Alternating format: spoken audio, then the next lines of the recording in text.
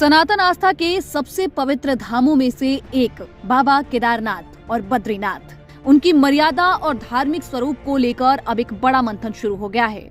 अर्धकुंभ जैसे महायोजन से पहले ही अब ये सवाल जोर पकड़ रहा है कि क्या केदारनाथ में गैर हिंदुओं के प्रवेश पर प्रतिबंध लग जाएगा? क्या अब गैर हिंदू केदारनाथ और बद्रीनाथ के दर्शन नहीं कर पाएंगे? दरअसल देवभूमि की पहचान, श्रद्धालुओं की भावनाएं और तीर्थ की पवित्रता, इन सब को लेकर अब नीति स्तर पर सख्त फैसले लिए जाने की मांग उठ रही है।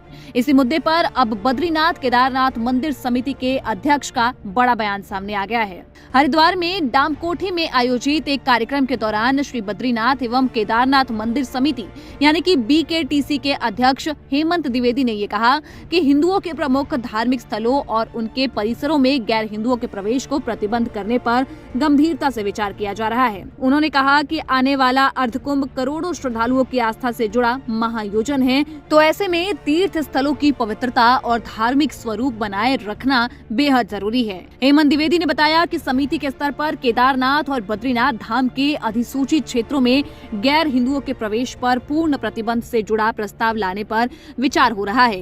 केदारनाथ के मामले में ये प्रस्ताव पूरी घाटी तक लागू हो सकता है, जहां से यात्रा शुरू होती है।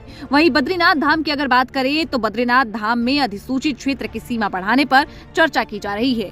इस संबंध में BKTC सरकार को अपनी मंशा से अवगत कराएगी। उन्होंने यहाँ पर हरिद्वार का भी जिक्र किया और जिक्र करते हुए कहा कि गंगा के पवित्र घाटों और प्रमुख धार्मिक इलाकों की पहचान कर वहाँ प्रवेश व्यवस्था पर दोबारा विचार होना चाहिए। जहाँ धार्मिक अनुष्ठान और श्रद्धालुओं की संख्या ज्यादा रहती है, वहाँ विशेष नियम बनाए जाने की जरूरत है। उन्होंने संकेत दिया कि अर्धकुंभ से पहले इस मुद्दे पर सरकार कोई नीतिगत फैसला ले सकती है, यानी कि शायद अब यहाँ गैर हिंदुओं के प्रवेश पर प्रतिबंध लग सकता है। अब यहाँ बता दें कि BKTC अध्यक्ष ने मुख्यमंत्री पुष्कर सिंह धामी के नेतृत्व में अब तक जो कार्रवाइयां हुई है, उन सभी कार्रवाइयों को यहाँ पे अध्यक्ष के द्वारा लैंड जिहाद से कंपेयर कर दिया गया और कहा कि लैंड जिहाद के खिलाफ सरकार ने सख्त कदम उठाए हैं और जंगल और पहाड़ी क्षेत्रों में अवैध निर्माणों पर कार्रवाई की गई है। तो इसी को लेकर ही उन्होंने लैंड जिहाद का यहाँ पे नाम लिया।